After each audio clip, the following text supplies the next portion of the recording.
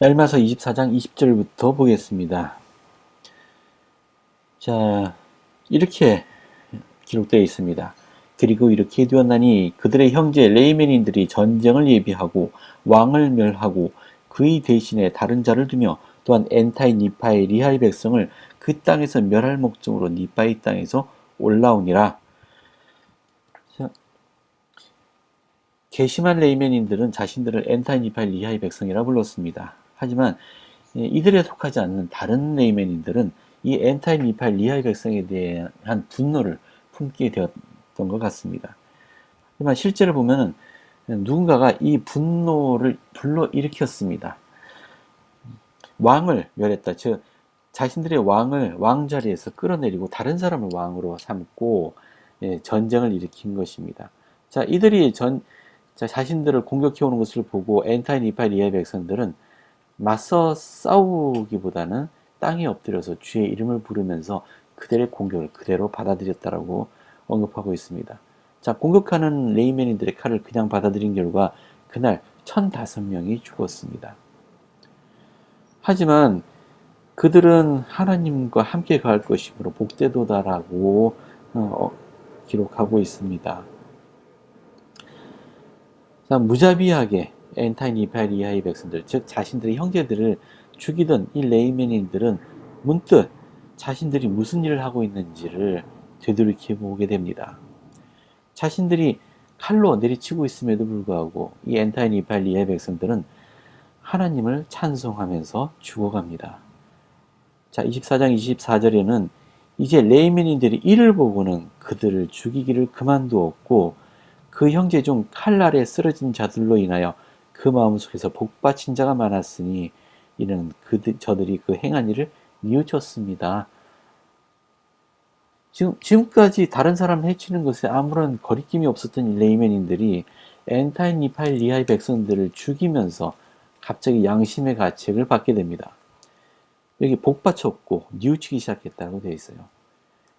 그들은 전쟁 무기를 던지고 다시는 잡으려 하지 않았습니다.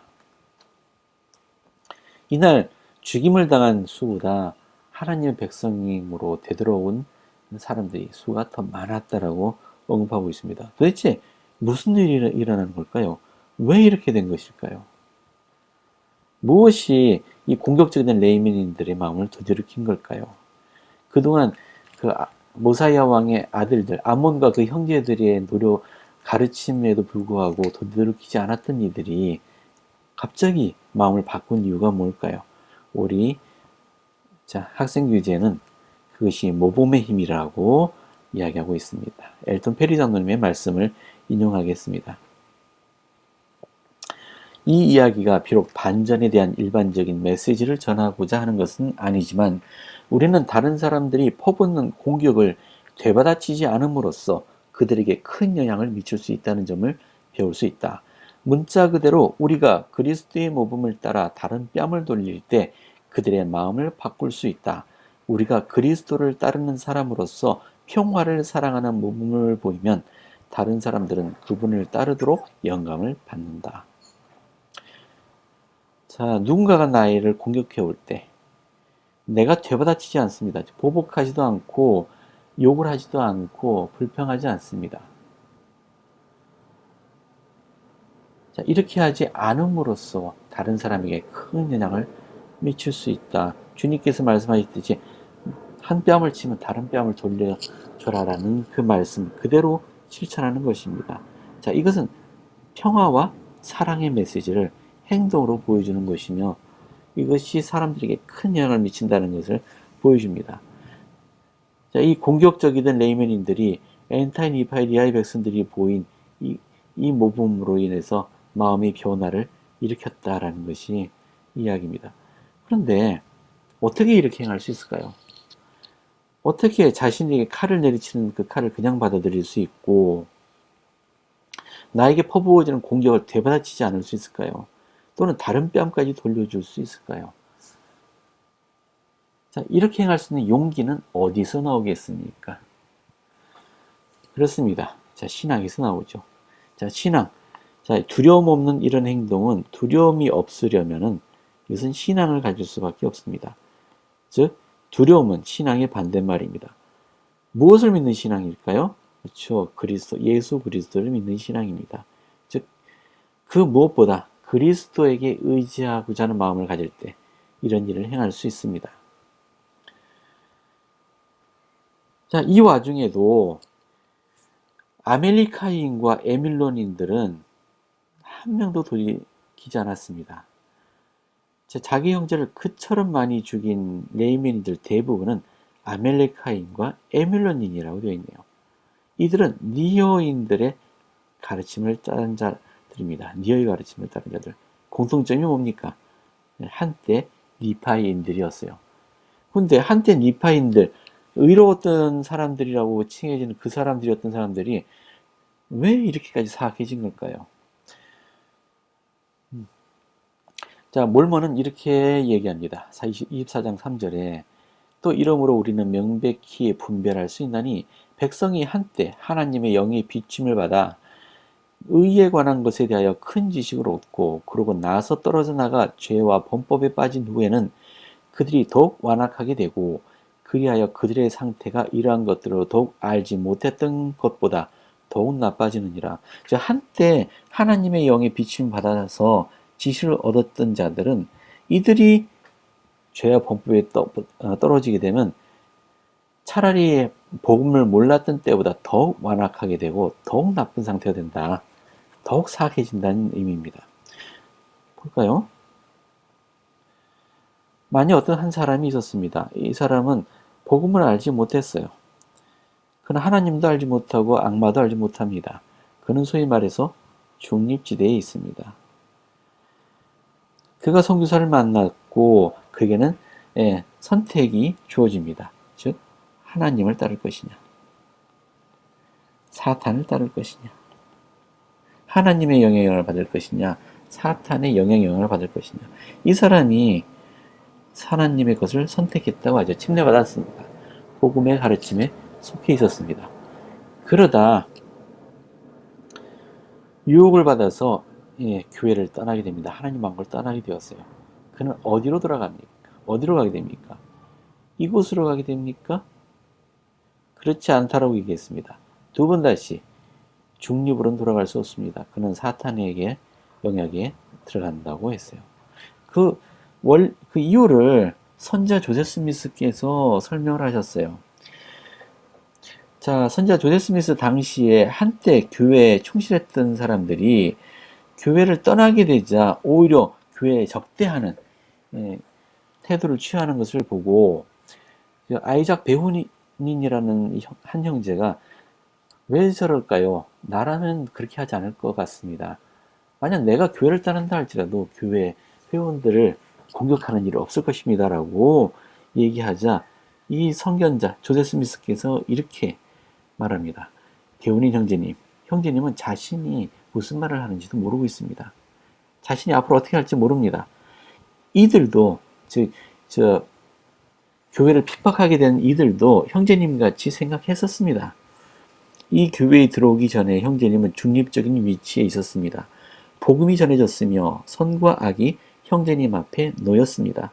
형제님은 어느 한쪽을 택하거나 아무것도 택하지 않을 수도 있었습니다. 형제님에게 자신들을 섬기라고 권유하는 상반되는 두 주인이 있습니다. 자, 여기 두 주인이 있다는 말에 주목하십시오. 형제님이 교회에 가입했을 때 형제님은 하나님을 섬기기로 한 것입니다. 그렇게 했을 때 형제는 중립지대를 떠난 것이며 다시는 그곳으로 돌아갈 수 없습니다. 형제님이 섬기기로 한 주인을 떠난다면 그것은 악한 자가 선동했기 때문일 것이며 형제님은 그의 명령에 따르고 그의 종이 될 것입니다. 뭐라고 설명한 겁니까? 만약에 복음을 모르던 시절이라면 그는 중립의 위치에 있었습니다. 하지만 경전에는 이렇게 설명합니다. 어느 악이든지 선이든지 이끌림을 받지 않고서는 사람은 행하지 않는다라고 설명했습니다. 즉 하나님의 것이든지 사탄의 것이든지 어느 쪽이든지 이끌림을 받게 됩니다. 그때 이끌림 받지 않았다면은 그는 계속 중립의 위치에 있었겠죠. 어느 쪽에도 속하지 않았을 겁니다. 하지만 그는 하나님의 이끌림을 받아들이고 이쪽을 선택했습니다. 만약에 더 이상 이끌림이 없다면 그는 이 자리에 머물 것입니다. 하지만 그는 떠났어요. 이쪽으로 향했습니다. 무엇이 그를 이끌었습니까? 사탄이 이끌었습니다. 그 이외에는 없습니다. 따라서 자, 사탄의 이끌림을 받은 그는 당연히 중립지대에 있을 수 없습니다. 사탄의 영향력에 하에 있게 됩니다. 즉 이전보다 더 악한 상태에 있게 된다는 의미입니다.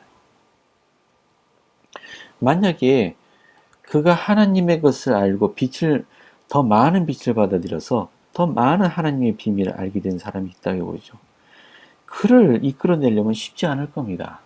사탄이 그를 이끌어내기에 온갖 노력을 할 겁니다. 마침내 성공했을 때 그의 비참함은 더 할 것입니다. 왜냐하면 그만큼 강한 사탄의 유혹을 받았기 때문이에요. 자, 이것이 무서운 점이네요. 자, 복음은 우리에게 선택을 강요합니다. 한번 복음의 메시지를 들은 자들은 선택하지 않고 있을 수 없게 됩니다. 그런데 이런 원리를 얘기할 때 어떤 분이 그런 질문을 하셨습니다. 내가 알고 있는 저활동 회원들 그렇게 나쁜 사람들로 보이지 않았는데 왜 일단 하나님께 속했던 자가 떨어져 나가면 악해진다라고 말씀하십니까? 내가 볼 때 그들은 악한 사람들은 아니었습니다. 그냥 선량하게 살고 있었습니다라고 설명을 했습니다. 자, 여러분 진짜 그런가요? 그들은 중립의 위치에 있습니까? 아니면 교회를 비난하고 있습니까? 자신들은 교회를 떠나야만 했던 것을 이제 합리화하기 위해서 교회 지도자들이나 교회 정책이나 교회 교리나 선지자에 대해서 비난하고 있지는 않았습니까? 자신들을 합리화하기 위해 어떤 이유를 대지는 않았습니까? 자신이 잘못으로 교회를 떠났다고 말하는 분들이 있었나요? 자, 그들은 분명히 사탄의 영역에 좀 더 가까이 있습니다. 그들은 유혹에 더 취약한 상태에 있게 됩니다.